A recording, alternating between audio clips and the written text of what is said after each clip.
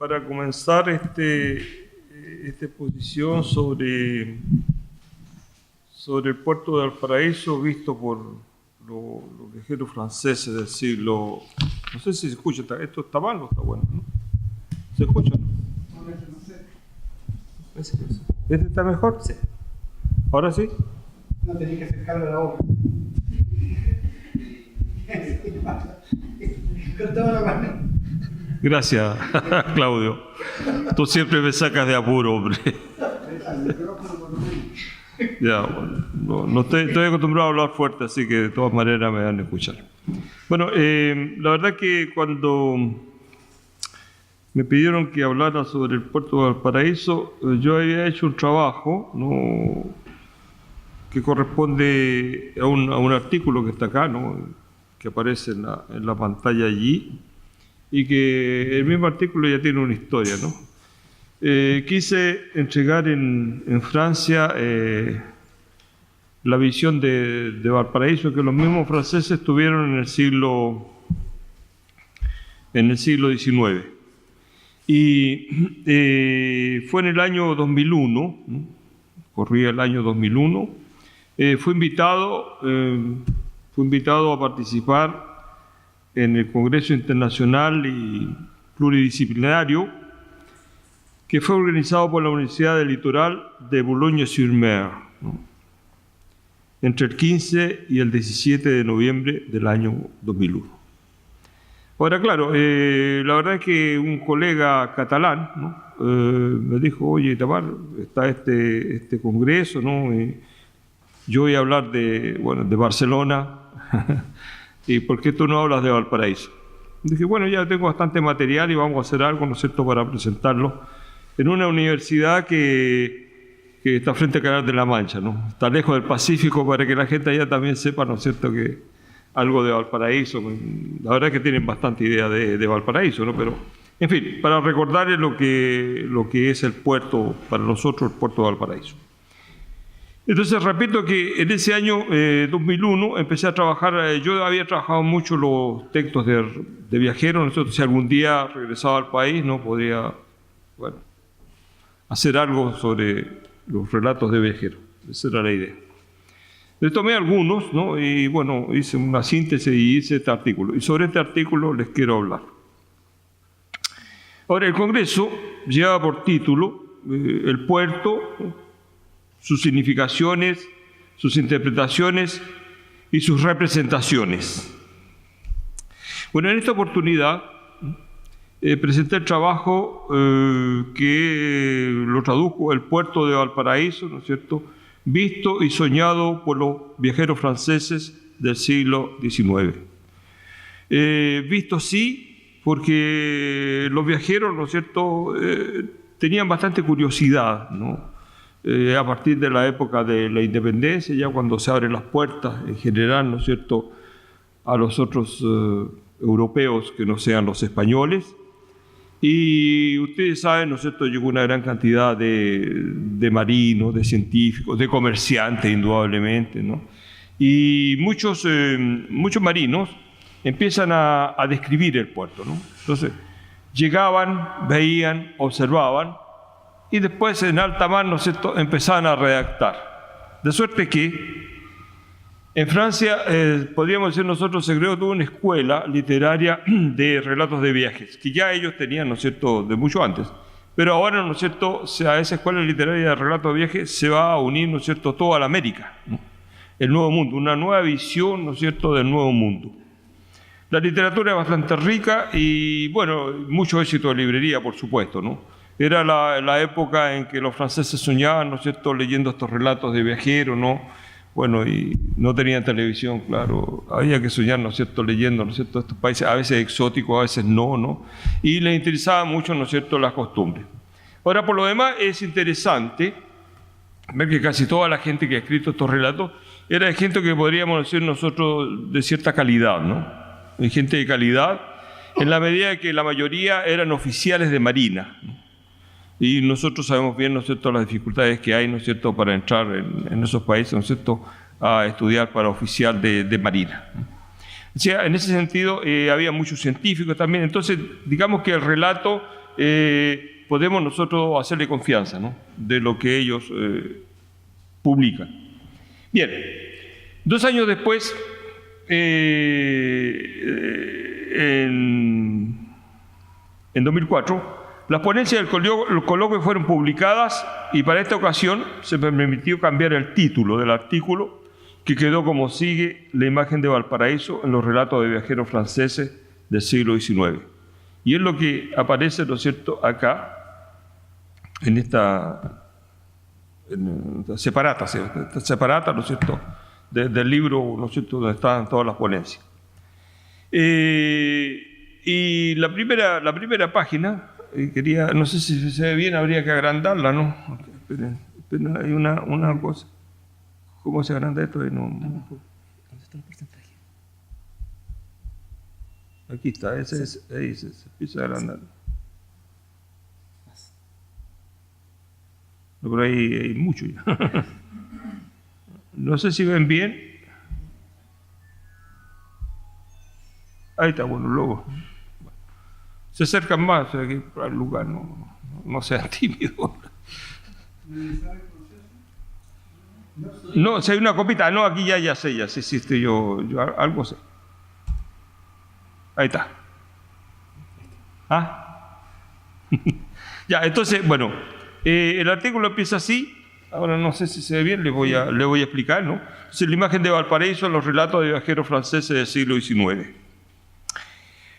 En esta primera página, y a modo de presentación, coloqué un pequeño párrafo que dice así: el paraíso del marino está en todas partes donde encuentra, después de largas privaciones y de rudos trabajos, la abundancia, el reposo y agreguemos también el placer.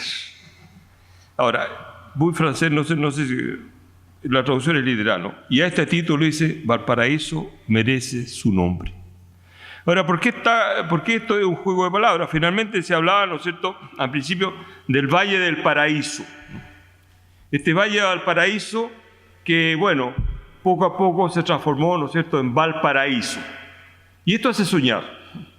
Esto hace soñar, ¿no es cierto?, después de una larga travesía que duraba prácticamente 4 meses, ¿no?, según los mismos relatos de viajeros, que salían de Europa, ¿no?, bueno, llegaban a Río, ¿no?, Buenos Aires, pasaban el mítico Cabo de Hornos, ¿no?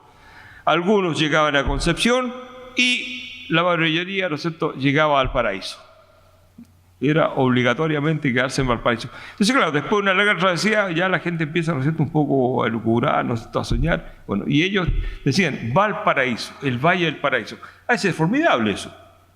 Ahora, claro, los primeros, ¿no es cierto?, se llevaron, ¿no es cierto?, una impresión bastante de lo rústico que era esto, por supuesto. Entonces, tenemos nosotros que hay viajeros que escriben, por ejemplo, 1814, 1817, 19, hasta todo el siglo, abarca todo el siglo XIX. Entonces, claro, la visión va a ir cambiando, porque la realidad de Valparaíso va a ir cambiando. Entonces, se puede incluso seguir la historia de Valparaíso, ¿no es cierto?, según el relato de estos viajeros. Ya, el párrafo se encuentra en la obra de Jonan Amédée de la Salle, titulada Viaje alrededor del mundo, ejecutado durante los años 1836 y 1837.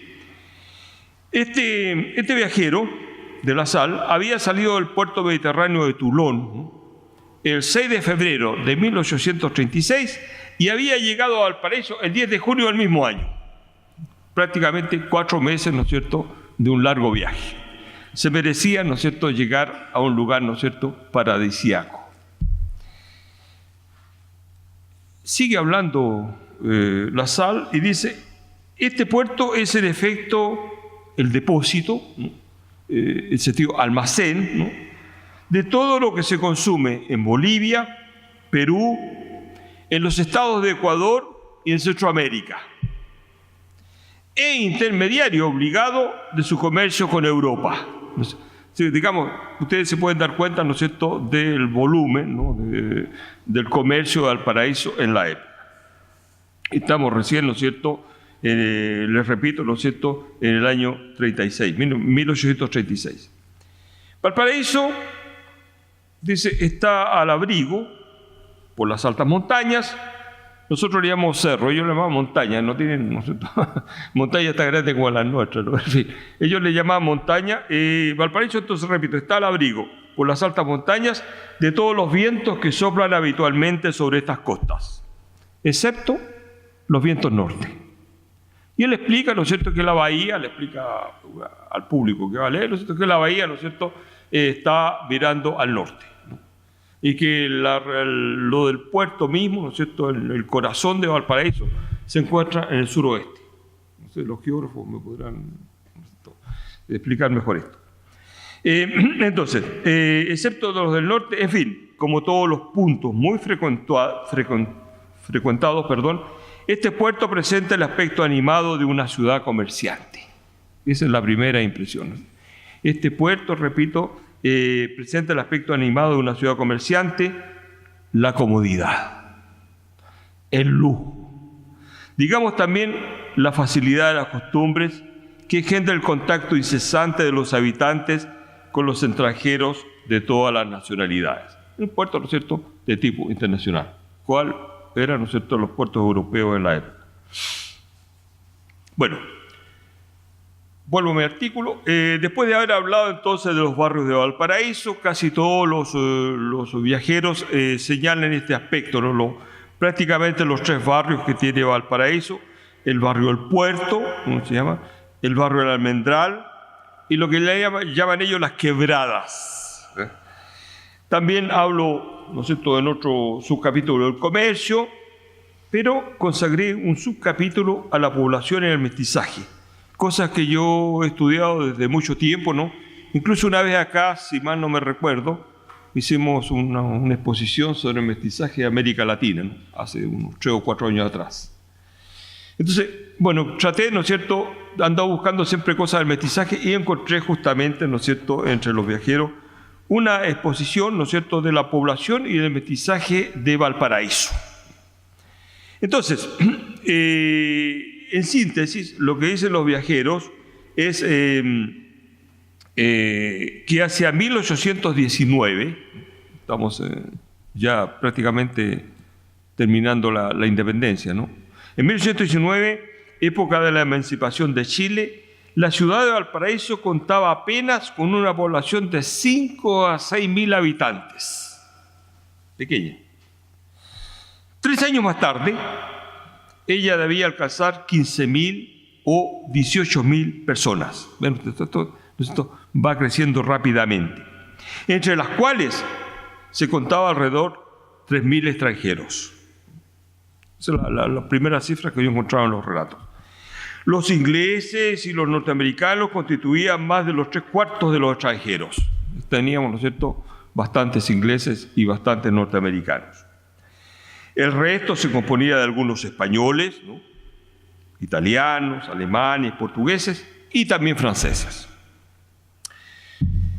Tiempo después, en 1831, la población se elevaba ya a más de 20.000 almas. Y según estimaciones de 1837, ella no alcanzaba menos de 30.000 personas. Un poquito más de 30.000 personas en 1837. Hacia mediados del siglo, se evaluaba la población en 50.000 habitantes. Esto va creciendo, ¿no?, de los cuales 10.000 eran extranjeros. En fin, al término del siglo, ella oscilaba entre 80 y 100.000 habitantes. Vean ustedes, si partimos de 1819, que esto tenía entre 5.000 y 6.000 habitantes, llegamos a fines del siglo a 80 y 100.000 habitantes. Vean ustedes, todo va, ¿no es cierto?, rápidamente creciendo la población de nuestro querido puerto. A comienzos del siglo XIX, un viajero, muy buen observador, ¿no?, muy inteligente por lo demás, había observado que la aldea de Valparaíso, a mediados del siglo XIX, la aldea de Valparaíso se componía de blancos, de mulatos y de mestizos, cosa que a mí, ¿no es cierto?, me interesa enormemente, el mestizaje. Enseguida, otros franceses remarcaban que los blancos formaban una minoría muy restringida en Valparaíso y que no había que buscar las verdaderas chilenas, descendientes de español y de indias, entre comillas, las jóvenes mujeres del mundo, pues un gran número de europeos enriquecidos se había aliado a las hijas del país. Y es un tema, ¿no es cierto?, prácticamente recurrente. Llegaban, ¿no?, muchos marinos, muchos comerciantes, llegaban solteros, ¿no?, y aquí, ¿no es cierto?, encontraban pareja, se casaban, tenían niños y vivían felices. Eso lo agrego yo, ¿no? Entonces, bueno, esa es la idea, ¿me entiendes? Y allí sí que nuestro relator, Camillo Roquefort, nos habla entonces, ¿no es cierto?, ya del comienzo del mestizaje. Y dice que y habían impreso a su descendencia el irrecusable rasgo de una nacionalidad diferente. La nacionalidad, ¿no es cierto?, chilena, ¿no?, el mestizaje chileno.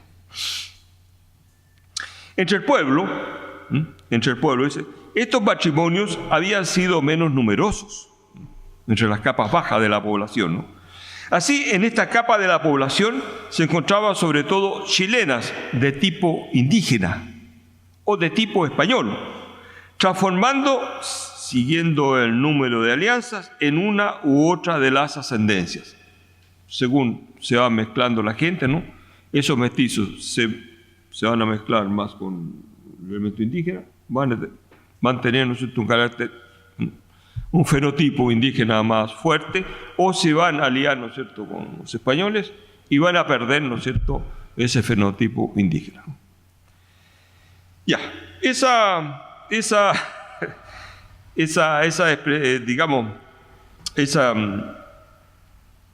observación se la debemos entonces a Max Radiguet, esta última. Entonces, Max Radiguet nos va a hacer un retrato mucho más poético de las mestizas de Valparaíso, observadas cuando se paseaban los domingos en el castillo.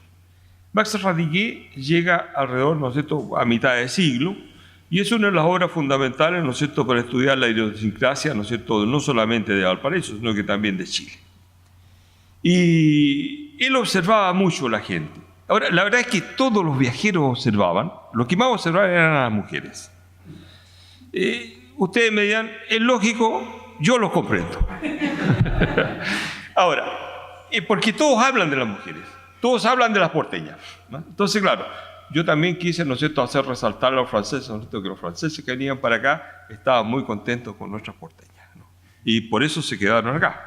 Bueno, repito, en fin, debemos a Max Radiguet el retrato más poético de las mestizas de Valparaíso, observadas, digo, cuando se paseaban los domingos en el castillo. Ahora, en el castillo, yo no puedo encontrar el lugar exacto, pero otros relatos de viajeros nos decían que había un paseo, ¿no?, en el siglo XIX, que según lo que, viendo después, ¿no es cierto?, un poco la topografía de Valparaíso, corresponde ahora lo que es esa parte de Playa Ancha, donde está la antigua escuela militar, creo que está el Museo Naval. Y ese era un paseo, ¿no? Entonces que se subía por una escalera, dicen, ¿no? Y ahí, entonces era un paseo, digamos, que todos los días domingo la gente iba, ¿no es cierto?, antes con su mejor traje, claro, ¿no?, se iba, ¿no es cierto?, a pasear allí. Y entonces el francés también iba detrás, ¿no?, viendo y observando, ¿no?, y también paseándose, ¿no? Y eso se llamaba el castillo. Parece que quedaba detrás también en ese sector, y por allí había un sector, algo que detrás de la aduana, dicen mucho, ¿no?, la aduana corresponde a eso también, a ese sector, y también algo como una especie de polvorín, ¿no?, que había en la época. Bueno, eso habría que verlo, ¿no es cierto?, con los historiadores que se dedican más a lo del puerto. Bueno, el retrato de las porteñas, que es muy favorable, es el siguiente. Dice, de cabellos negros, espesos y gruesos, una frente estrecha y baja, ojos levantados ligeramente hacia las sienes, mandíbulas sobresalientes, revelan la sangre indígena. Cejas de una curva graciosa, ojos móviles, luminosos y rasgados en almendra, una nariz delgada, una mano fina y un pie pequeño caracterizan el origen español. ¿Ven? La mezcla, ¿no es cierto?, la describe muy bien. La diversidad de razas se destaca también por los matices de la piel. Entre las mujeres reunidas el domingo en el castillo, unas son vigorosamente coloreadas, como el cobre. Y ustedes saben, ¿no es cierto?, por su estudio de historia, ¿no?, que se habla de la raza cobriza, ¿no?, la raza indígena. Coloreadas como el cobre. Otras parecen doradas por un rayo de sol. Estas son pálidas, como las rosas té. Las otras son como el dulce frescor de las rosas de Bengala. Qué romántico. Y si hay alguna diferencia en el color de los cabellos, no hay ninguna en el de los ojos, que son generalmente negros. La apariencia de la chilena no responde siempre a la finura graciosa de su fisonomía. Se busca en vano en el castillo esas tallas flexibles, elegantes y orgullosamente arqueadas, tan comunes en las antiguas colonias españolas. Se trata más que nada de la mujer española, ¿no?, pero ahora estamos todos mezclados, gracias al mestizaje. Ahora, me gustaría ver, porque yo le digo que tengo muchos ejemplos de esto, siempre se habla muy bien de la mujer porteña, ¿no? Sus gracias, ¿no?, su fisonomía, atrae mucho. Pero hay no es un marino, no es una dama que pasó por acá, por Valparaíso, y que ustedes seguramente la conocen, Flora Tristán. ¿Le dice algo, no? Feminismo, mujer revolucionaria, ¿no? Repito, mujer revolucionaria, ¿no? Escribió una obra que se llama Las peregrinaciones de un paria. Ella vino, ¿no es cierto?, tenía que ir a Lima, y a la hora que pasó por acá, ¿no es cierto?, pasó a Lima. Su padre era un gran militar peruano, ¿no?, y quería una herencia, tenía unos problemas de herencia, tenía que ir al Perú, pero pasó por acá. Y ella, porque era una mujer muy observadora, también tiene un relato que es cortito, pero que dice también relación con las mujeres. Entonces, esta escritora, ¿no es cierto?, y pensadora socialista y feminista, ¿no?, parece que, si mal no me recuerdo, fue la que creó la consigna proletarios del mundo, unidos. Eso le dice algo a los revolucionarios también, ¿no? Bien, Flora Tristán nos dice lo siguiente, muy cortito el párrafo y que un poco resume todo lo que hemos visto. Dice, el señor Chabrier se hizo amigo de un francés aquí cuando llegó, ¿no? Y el señor Chabrier me dijo haber visto a Valparaíso, haber estado en Valparaíso en el año 1825. Entonces le cuenta a esta niña, le dice, en esta época, dice, la ciudad se componía de alrededor de 30 a 40 cabañas hechas en madera. Ahora, todas las alturas, ¿no?, las partes altas que bordean el mar están cubiertas de casas. Ella pasó por aquí en el año 1833 nomás. La población, ¿no?, llega a 30.000 almas. La ciudad presenta tres partes bien distintas. El barrio del puerto o de la aduana, formada por una sola calle que se prolonga sobre el borde del mar, ¿no?, espacio de una legua, por el espacio de una legua. Ella todavía no está pavimentada y en tiempos de lluvia es una verdadera cloaca. Ese era el puerto, ¿no es cierto?, en el año 34-35. La aduana, el edificio, está situada frente al muelle.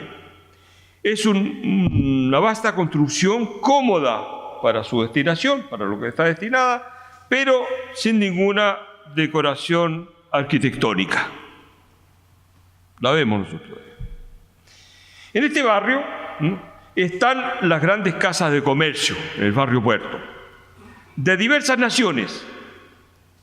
Las bodegas, los almacenes, las bellas tiendas de objetos de lujo. Allí está la vida activa, el puerto, Allí está el movimiento continuo. Y sigue Flora de Tristán diciendo: alejándonos de este centro, se llega al barrio del Almendral, que es el único paseo de los habitantes. Es en esta parte de la ciudad que están situados los retiros. Y eso lo ponen en castellano, los retiros, que son las casas de agrado, ¿no?, con sus bellos jardines. En fin, la tercera parte, que se llama las quebradas o gargantas de montañas, que ciñen la ciudad. Es la parte habitada por los indios. Está lejos, ¿no es cierto?, de hablar de mestizaje. El pueblo, ¿no es cierto?, son los indios para ella. Bueno, pero también ella habla de las mujeres, y eso es lo que me interesa a mí también. ¿Cómo una mujer habla de las porteñas? Empieza así: el carácter de los chilenos me pareció frío. Sus maneras son altaneras. Las mujeres son rígidas. Las mujeres son rígidas. Hablan poco. Bueno. Muestran un gran lujo en su toilette, ¿no?, en su vestimenta. Pero su presentación no tiene ningún gusto. Mucho lujo, pero poco gusto. De lo poco que hablé con ellas, no he quedado maravillada por su amabilidad. No eran muy amables estas muchachas. Y según este punto de vista, ellas me parecen inferiores a las peruanas. O sea, la mujer peruana es mucho más simpática, mucho más alegre, según Florizado, ¿me entienden? Ya. Se les dice a las porteñas que son excelentes dueñas de casa. Laboriosas y sedentarias. Lo que parecería probarlo es que todos los europeos que llegan a Chile se casan acá, pero no en el Perú. Prefieren, ¿no es cierto?, a la chilena que a la peruana, aunque ella le ve, ¿no es cierto?, una serie de defectos a nuestras porteñas. Sí, vamos rápidamente. Vamos a ver algo que es muy rápido, voy a ir rápido, son anécdotas. Me interesa también a mí todo lo que es, ¿no es cierto?, toda la historia de mentalidades, lo que generalmente me gusta llamar a mí la vida cotidiana. Y para reírnos un poco, porque también no solo tiene que ser cosas tan serias y quedarse dormido, ¿no? Con respecto a las costumbres y los aspectos de la vida cotidiana, hemos elegido algunas prácticas de oficios religiosos. Esto le va a interesar mucho a ustedes. Durante su viaje, en 1855, los esposos, no eran maridos, son todos esposos, civiles, ¿no?, los esposos Lieto, nos han dejado la descripción de 3 prácticas religiosas que asombraban, por no decir golpeaban, la imaginación y la sensibilidad de los europeos. Desde luego habían observado que los muertos solo eran enterrados durante la noche. El señor Lieto pensaba que esta práctica era solamente un medio de sustraer a los ojos de la población la tristeza y las reflexiones que comportaba la vista de esta ceremonia fúnebre.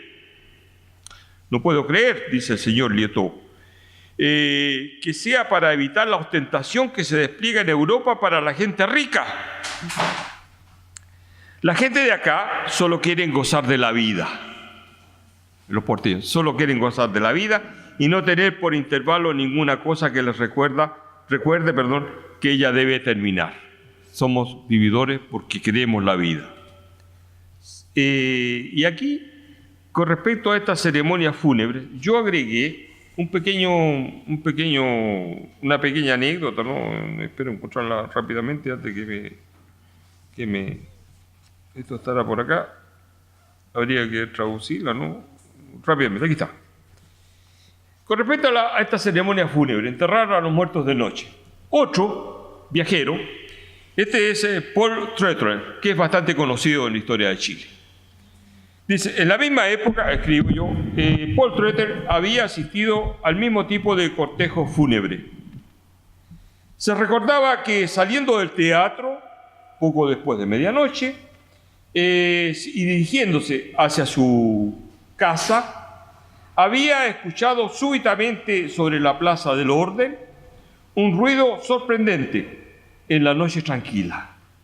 Él observa entonces una procesión que a la luz de los reverberos conducía, ¿no es cierto?, un catafalco, una urna, ¿no?, al cementerio.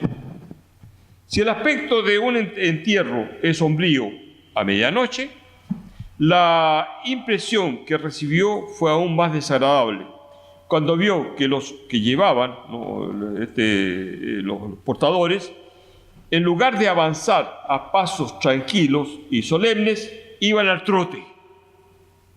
A veces es bastante extraño. Llevaron al trote. Al mismo tiempo, se dio cuenta que todos los miembros del cortejo estaban en un estado de ebriedad tal que ellos corrían el riesgo de caerse, ¿no?, con el cadáver. Y dice, y efectivamente, subraya, apenas ellos pasaron delante de mí, que sus gritos me señalaron que ellos habían dejado caer el catafalco, la urna, ¿no?, de suerte que el muerto se encontraba sobre la calzada. Bueno, enseguida me informaron que los cadáveres debían ser enterrados en un plazo de 24 horas, creo que todavía existe eso, ¿no?, y que el entierro se hacía solamente entre medianoche y 3 de la mañana. Después que la asamblea, ¿no?, enlutada, hubo comido bastante bien bebida, ¿no es cierto?, en la casa del difunto. Eso es lo que dice el alemán respecto a esto del entierro. Y vienen dos cosas ahora, y con eso terminamos, ¿no? Sin embargo, ciertas ceremonias de Noel y de la Pasión eran mucho más extrañas. Así, cuando llegaba Noel, la Navidad, ¿no?, se llevaban todos los pájaros a la iglesia. Todos los fieles llevaban todas las jaulas de los pájaros a la iglesia. Bueno, se les excitaba a los pájaros para que canten, a fin de que sus trinos y gorgojeos se mezclen a los cantos religiosos. Esta es una forma que los feligreses tenían para agradecer a Dios del nacimiento de Jesucristo. Se mezclan, ¿no es cierto?, el trino y los gorgojeos de los pájaros a los cantos religiosos. Eso está muy bien, ¿no?, y eran muy simpáticos. Pero el día de la Pasión cambia todo. El Viernes Santo. El Viernes Santo se quemaba a Judas en la plaza pública. El traidor, hablo de Judas, ¿no?, era un gran muñeco, una especie de espantapájaro, de trapo, al cual se le llenaba de petardo los ojos, la boca y una rueda, lo que se llama rueda volante, ¿no?, en el traste. Tenía las monedas en la mano y dice el francés, el que recogía después de la operación esta moneda maldita sería maldecido él mismo por sus semejantes el resto de sus días. Yo eso vi cuando llegué a Valparaíso a estudiar en el Cerro Barón. Todavía se hacía, ¿no es cierto?, esto de quemar un Judas, ¿no?, un cordel para allá, otro para allá, y los chicos dando vueltas. Bueno, ahí se recogían las monedas aunque estaban calientes, ¿no? Pero, en fin, eso que quedaba hasta el año 64, digo yo, ¿no? El Viernes Santo, ya esto es lo más fuerte, ¿no? El Viernes Santo a las 7 de la tarde comenzaba otra ceremonia mucho más extraña. Se abría la puerta de la iglesia de 7 a 8 de la tarde. A las 8 en punto se cerraban las puertas de la iglesia y un predicador subía al púlpito. Nada más natural. Hablaba con vehemencia del dolor de Cristo. Él excitaba, violentaba, levantaba su auditorio y forzaba a los fieles a darse golpes para ser agradables a Dios. No se podía salir a combo limpio entre todos. Entonces precisaba el señor Lieto. Sobrevenía el más horrible barullo o caos primitivo que se puede imaginar. Los feligreses se dan de palos, se golpean, se dan puñetazos, se llora, se gime, se solloza. Y el padre de rodillas ofrece respetuosamente a Dios todos esos gritos, todos esos llantos, todos esos suspiros, todos esos sufrimientos que acaba él mismo de provocar. Conclusión para el Leto. Espantado por esta práctica retrógrada propia de la Edad Media, el viajero francés hace la observación siguiente. Pero si un extranjero que ignora estas costumbres entra por casualidad a la iglesia aquella tarde y si recibiera sin tener el menor deseo un montón de coscorrones, dice, y de arrinconada, y se pregunta, si este extranjero, digo, ignorando, se rebela contra tal abuso, quisiera insurgirse y replicar a diestro y siniestro con puñetazos y patadas, se me respondió, se le miraría como un loco y entonces se le dejaría hacer, se le respetaría. O bien, si se reconociera que él había hecho todo esto para burlarse de la iglesia y de sus asistentes, se le martirizaría en el mismo lugar, in situ. No tenía mucha salida. El señor Liotó prevenía a sus compatriotas de abstenerse a ir a la iglesia el Viernes Santo de 7 a 8 de la tarde. Si no, recibían una paliza fenomenal. Y para terminar, aquí viene lo último. Lo que dije yo, ¿no es cierto?, les traduzco, está ahí, ¿no? ¿Se ve bien? No sé. Las imágenes, bueno, después de haber terminado mi exposición, que es mucho más larga, por supuesto, y hay muchos temas más, dice, las imágenes de Valparaíso que nosotros hemos presentado nos han permitido comprender ciertos aspectos de la vida cotidiana de este puerto que hacía soñar a los lectores de lengua francesa en el siglo XIX. Ellas han forjado una visión indudablemente parcial y subjetiva de los pueblos del Nuevo Mundo, pero tal vez han contribuido también a la comprensión, a la solidaridad y a la fraternidad entre los pueblos. Y nosotros esperamos así que el encanto de Valparaíso continuará a extenderse, ¿no?, en el corazón de los marinos bretones que entonan incluso el día de hoy, Nous irons tous à Valparaíso, nosotros iremos todo al paraíso, que es una canción muy famosa, ¿no es cierto?, entre los marinos bretones. Por su atención, muchas gracias. Un aplauso para la